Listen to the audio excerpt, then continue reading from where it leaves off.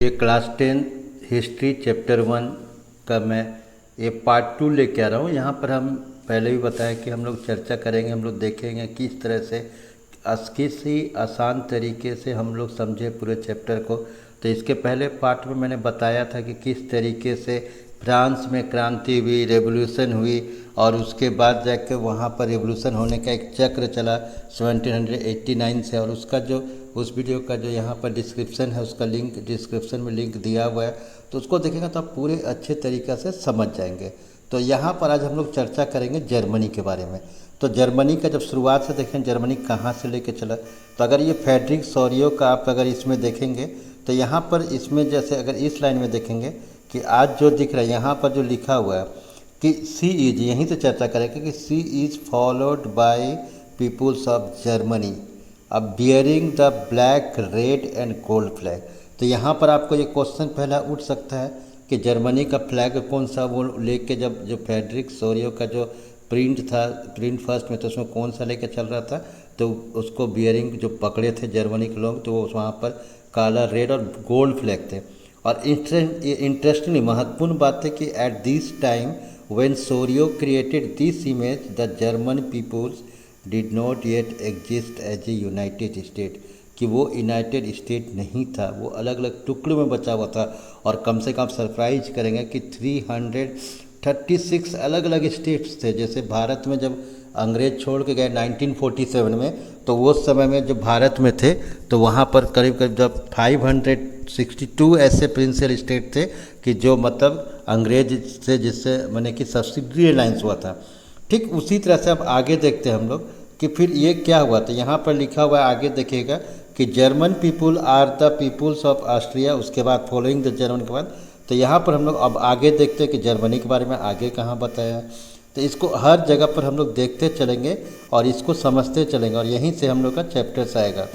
तो यहाँ पर जब अब आगे बढ़ेंगे तो यहाँ पर एक जगह पर यहाँ चर्चा आया है जब नेपोलियन का, कि वो जो है इसको जो लगाया जर्मन्स में कि लेके गया जैसे जर्मनी में। तो दिस कोड माने Napoleon code was exported to the region under French control, कि जहाँ जहाँ फ्रांस का कंट्रोल था, और इन द डच रिपब्लिक हो, इन स्विट्जरलैंड हो या इटली हो या Germany, Napoleon simplify administrative divisions, abolish feudal system and free peasants. यहाँ तक एक क्वेश्चन आ सकता है।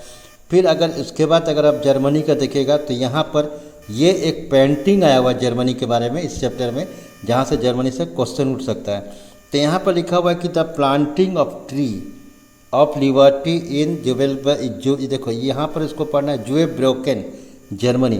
तो the subject of this colour print जो दिया गया, क्योंकि उसमें कैमरा नहीं होता था, पेंटिंग बनाया जाता था, तो German painter Karl Caspar Fries ने लिखा था। तो इसको याद रखना, यहाँ से क्वेश्चन उठ सकता है। और इसमें उन्होंने लिखा कि जो फ्रेंच सोल्जर थे उसको ब्लू कलर से दिखाया गया है, वाइट और रेड यूनिफॉर्म। यानी हम लोग वहाँ पर जो फ्रेडरिक सोरियो का देखे थे तो वहाँ पर जो पकड़े हुए थे झंडा, तो उसका भी कलर ब्लू, वाइट और रेड था। और यहाँ पर भी इसका जो ड्रेस है ब्लू, वाइट, रेड था। और उन्होंने क्या क्या कि जो झंडा लिया हुआ है तो उसमें लिखा हुआ है ट्री ऑफ लिबर्टी, कि वो लोग जो अपने साथ लेके आए हैं, स्वतंत्रता के लेके आए हैं। और इसी जगह से ये स्लोगन का आपको याद रखना है कि टेक फ्रीडम, कि स्वतंत्रता लीजिए, एंड इक्वलिटी फ्रॉम अस, हम लोग से, and the model of the humanity, जो मानवता का एक मॉडल है। तो ये कौन लेके गया? ये नेपोलियन बोनापार्ट लेके गया वहाँ पर। अब आगे जर्मनी का चर्चा कहाँ पर आया है? 1850 में आप देखेंगे कि यहाँ से जैसे आगे हम लोग आते हैं 1850 जो वहाँ तक ये हो रहा था जब ऑस्ट्रेलियन जो चांसलर थे ड्यूक मेटरनी के अध्यक्षता में जो ट्रीटी ऑफ वियना हुआ था, तो वहाँ पर क्या है, वहाँ पर देखेंगे कि जो जर्मनी थे, जर्मनी का जो था उसको उसे ही छोड़ दिया गया जो कि नेपोलियन किया गया था। नेपोलियन जो था उसको सिंप्लीफाई किया था। तो यहाँ पर देखते हैं कि जर्मन, देखिए यहाँ लिखिएगा आप कि but the German confederation of 39 state that had been set up by Napoleon was left untouch, कि नेपोलियन क्या क्या था कि 300 जो मैंने लगभग 62 था स्टेट था, तो उसको शॉर्ट करके कुछ को 39 स्टेट्स बना लिया था। और नेपोलियन और एक बनाया था, तो उसको हम लोग यहाँ पर देखेंगे। यानी अभी तक हम लोग ये देखें कि नेपोलियन जो था रिकॉग्नाइज किया जर्मनी इनटू 39 लार्जर स्टेट्स, इसको याद रखना है। सेकेंड पॉइंट ये रखना है कि he also stabilized the confederation of the Rhine.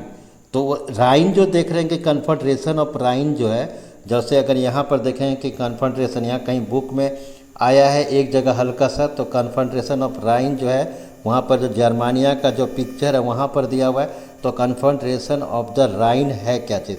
तो एक तो आप देख रहे हैं कि उसने 39 स्टेट्स को सेटअप किया, और एक साथ उसने जो राइन को था तो उसको 16 जर्मन स्टेट को मिलाकर एक बनाया था, और यानी देख रहे हैं कि 39 और 16, यानी इस सबको छोटा छोटा करके तो एक 39 में किया और एक 16 में किया। तीसरा बात हम लोग ये सीखे कि अभी ट्रीटी ऑफ जो वियना हो रहा है, congress of the Vienna, at the congress of the Vienna in 1815, the allied forces decided to dissolve the confederation of the Rhine. यानी यहाँ जो देख रहे हैं कि यहाँ पर जो अभी जो यहाँ पर था, तो यहाँ पर मैंने आपको जो 39 कन्फेडरेशन है इसको उसे ही रहने दिया गया, लेकिन जो राइन का 16 स्टेट था तो उसके दूसरे कंट्री ने अपने आप में बांट लिया। तो ये चीज़ अंतर है, जब क्वेश्चन है कि 39 स्टेट को तो उन्होंने अनटच किया, लेकिन 16 जर्मन स्टेट को उन्होंने बांट लिया। अब आगे हम लोग देखते हैं कि फिर कांग्रेस ऑफ वियना का हेड कौन किया गया था, तो इसको जो ऑस्ट्रिया के चांसलर ड्यूक मेटरनिक उसने किया था। लेकिन अगर आप देखेंगे कि जो अगर जर्मनी, जैसे जर्मनी का आगे है, तो इसको हम आगे फिर आते हैं आगे दिखा के यहाँ पर। अब हम लोग आते हैं कि जर्मनी में फिर इसके बाद कब से विद्रोह स्टार्ट हुआ। तो यहाँ पर जो एज ऑफ रिवोल्यूशन देखेंगे तो यहाँ पर आपके पास आएगा कि 1 मिनट, और जो बुक में जहाँ जहाँ चर्चा है जर्मनी का वहाँ पर हम लोग इसकी बात अभी करेंगे और इसको देखेंगे। तो यहाँ पर आप धीरे धीरे हंगर हार्डशिप के आगे आइएगा, तो यहाँ पर जर्मनी के बारे में स्टार्ट हुआ है कि किस तरह से वहाँ पर शुरू में लोग जो थे आंदोलन करने के। यहाँ देखिए कि ये एक आया है कि यहाँ पर देखिएगा 1848 और उसके बाद जो एक आंदोलन हुआ 71 में, ठीक है, 1848 में यहाँ पर है। और इसके बाद जाकर जो चर्चा आएगा वहाँ पर आप देखेंगे कि 1848, यहाँ पर 1848 हो गया, और उसका जर्मन यूनिफिकेशन का डेट आपको याद रखना है 18 जनवरी 1871। वहाँ पर क्या था, यहाँ पर देखिएगा ये था ये, और 18 जनवरी 1871, यानी यहाँ से आंदोलन स्टार्ट हुआ 18 मई 1848 को, लेकिन इसको कुचल दिया गया, और लेकिन अंत में 18 जनवरी 1871 को इसको फिर से वहाँ पर ठीक हो गया, वो फिर से जर्मनी एक स्टेट बन गया। तो यहाँ पर हम लोग देखेंगे हुआ क्या था।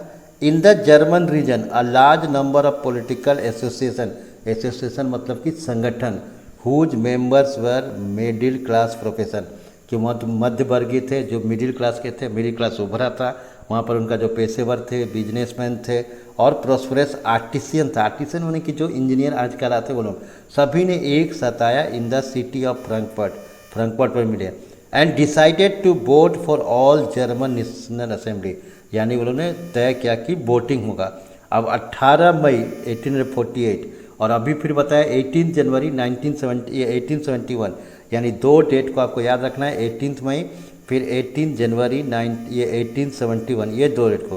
तो यहाँ पर जो पहले 1848 का जो था 18 मई 1848 को 831 elected representative March in the festive बने कि एकदम सज धज कर प्रोसेसन जुलूस का रूप लेकर to take their places in the Frankfurt parliament पहुँच गए, और वहाँ पर जो कि कहाँ पर बनाया गया, चर्च ऑफ सेंट पॉल में, और they drafted a constitution for German nation, और उन्होंने संविधान लिखा और उसमें बोला कि राजा होगा लेकिन वो सब्जेक्टेड टू द पार्लियामेंट, कि पार्लियामेंट से जवाबदेही होगा, कि पार्लियामेंट में उसको जवाब देना होगा।